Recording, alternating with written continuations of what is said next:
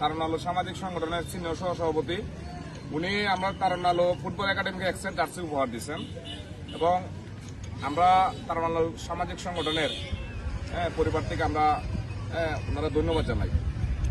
আর একটা দাওয়াত আমি ওই আজকের এই জার্সি উন্মোচনের মাধ্যমে আমরা দিতাম চাই যে আগামীকাল ফতুপুর বাইনাসুং এটা নবীগঞ্জ রোডে পড়ছে ফতুপুর গ্রামবাসী কর্তৃক আয়োজিত ফুটবল টুর্নামেন্টের মোটরসাইকেল ফুটবল টুর্নামেন্টের আগামীকালকে দ্বিতীয় সেমিফাইনাল আমরা মুখোমুখি হইমু।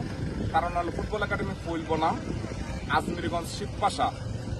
আমরা টিমের শক্তিশালী বাংলাদেশ ন্যাশনাল টিমের প্লেয়ার সহ বাংলাদেশ বি লিগের প্লেয়ার সহ অনেক নামি দামি প্লেয়ার আমরা টিমে থাকবো। আপনারা সবাই খেলাটি উপভোগ করবেন এবং মাটিকে আমরা সাপোর্ট করবেন।